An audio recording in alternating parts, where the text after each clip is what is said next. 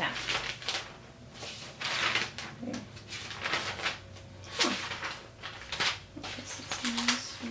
Yeah, there we go.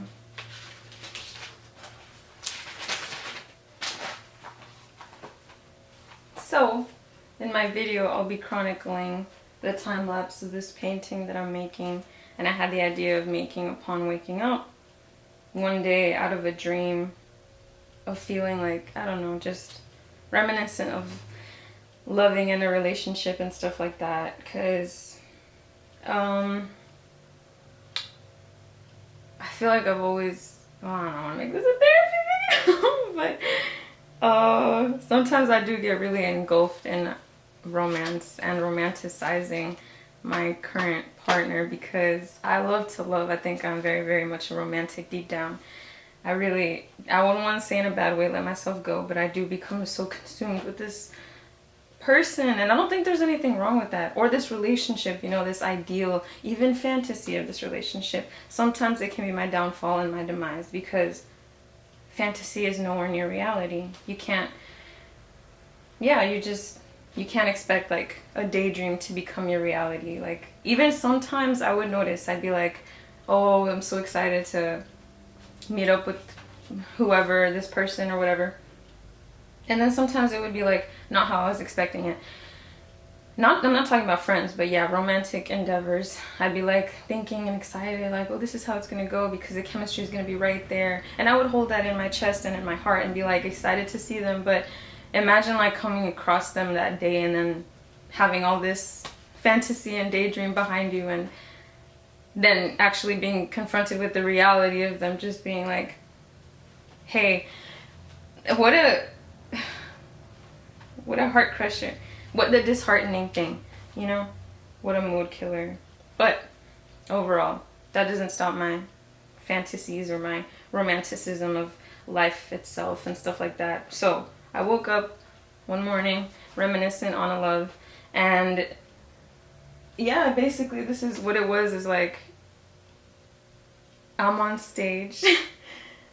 I'm gonna make this lady an ever present lady. I'm not gonna specify to make her look like me or anything, but I think she does resemble me is what she's doing. She's on stage right here, and she's dressed in kind of burlesque outfit. So she's a performer, she's a showgirl.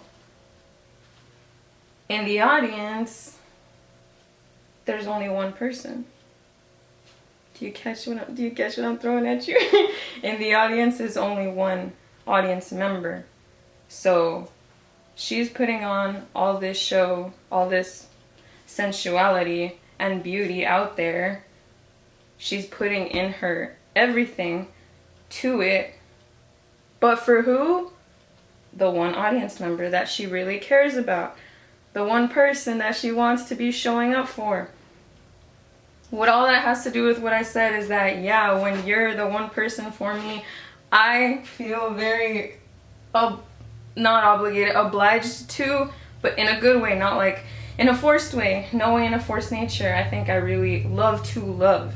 I love to love, and I enjoy doing that. So I feel obliged to show up for you and like give you my all and like be your dream girl. And in a way I hold power and dignity in that too. Like, I can stand on my own perfectly fine. I can stand on my own 2 feet and be a very independent, strong woman, because I've already shown it to myself with people that I've dealt in the past that couldn't show up for me.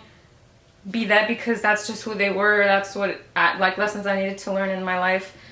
They couldn't show up for me the way that I wanted them to. Maybe not exactly needed them to, but wanted them to. Maybe what I did need was their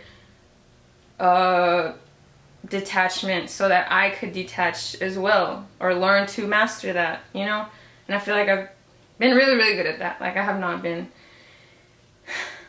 needy or in need of excessive attention or anything like that. Cause you know how you avoid that too, is finding that fulfillment in other things. That's not just your relationships. Finding fulfillment in your work life, finding fulfillments in your non-romantic relationships, like the relationships with your family, with my mother, with my sisters, with my friends, as I said, co-workers, nurturing those relationships, catering to them is very fulfilling. And like your work life, your job, you know, your social life. I think at any job I've had, at any work, I socialize a lot. Like, I come home at the end of the day and I feel satisfied. I don't feel like I need to go out. I need to hit up one of my friends and be like, hey, let's go out because like I want to fill up my social bar or something. Like, no, I feel satisfied with the levels of socializing that I do on a day-to-day, when I go to work every single day, when I, you know, make the commute, on the strangers that I see. If I want to order a coffee, like, I order the coffee and then they just make small talk, you know, to be nice. Like, same way that they're doing their job, that I do my job at work. Like, we're socializing, we're interacting with these people. So you should feel fulfilled in other areas of your life, not only romantically. And I think I've mastered that, as I'm saying. Like, I think I've done really, really good at not letting myself go entirely in a relationship when I can find fulfillment in other things. Not only including other people, but this is another form of fulfillment, your hobbies. You don't need to have someone else tell you that you're doing a good job, or it feels good and it's nice whenever they do. But it's not needed, you know? You need that from yourself. You need to understand this yourself. Like, yes, you're doing a good job. I mean, this is not finished. It's a work in progress. But do you know how proud I am of myself for having, like, at least put the idea out there and make it look like it's going somewhere, you know? Like, you can tell what it is. You can make out what it is, what it's supposed to be. The camera might not be able to capture it, but like, I showed my sister and she's like, oh my god, wow, yeah, I see it, and it looks really, really cute. And I didn't tell her the whole story behind it and stuff, but she knew what it was. She was like, oh, she's putting on a show on like the audience. And then she's actually the one that gave me the idea of making this water, because it wasn't blue at first, it was still blank. Whenever she saw it, she just saw the one person in there, but then she was like, what is that supposed to be, water? I was like, you know what, yes, it's water. So shout out to her for making it much more surreal and dreamy than it originally was of an idea. Because it was originally just, yeah, the girl on stage, and she's performing for the one-man person, if you wish. And he's in the audience with all the chairs and stuff, but I think now it's like it can resemble a lot. What does water resemble? My initial thought right now was like sinking feeling. And I guess it's because it's reflecting my current life right now. Not that I feel like I'm sinking, but in the fact that like I want to be this showgirl for this one person, but they're not really on the receiving end to be like, yes, you're my star, you're my muse. No, they're just enjoying the show. They're just watching and eating their popcorn. But you know what? When the show's over, they're gonna leave. So that's me, I guess, like putting in my all, and then there's all this water surrounding, so it might be like a barrier in a way of like getting to her and her feelings. Water also resembles feelings and emotions and intuition. So maybe all in all, I'm doing this to no avail, and deep down I know that I'm, you know, putting on, like, doing the most for maybe no result. But that's okay, you know? Take pride in the decisions that you're making and take joy in what you decide to do, because if it brings you fulfillment in the way, just like if you love somebody in a relationship and then it doesn't work out, like, does that mean that you regret loving them as much as you did? Does that mean that you regret having given them anything at all? Like, it shouldn't feel that way. It shouldn't be that way anyway. You should appreciate and let them keep that, you know? Like the saying goes, all the love that I gave you is yours to keep. Like, they needed that. You needed that. You needed to show that. You needed to feel it too. So, yeah. I don't mind, like, all the love that I had to give in this relationship. I don't take it back, and I don't regret it, and I don't resent it. I don't resent myself, and I don't resent them. I did for a moment, but we're moving on. We're moving past it. And we're making stuff from it. We're making beautiful passion projects because of it.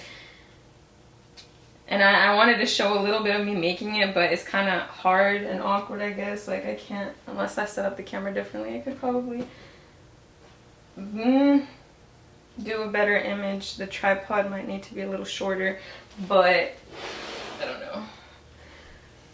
Like, what the view should be of, like, me. No. No, I don't know. But anyway, point is, this is the project I'm working on lately, and it's for my self-fulfillment as well, you know.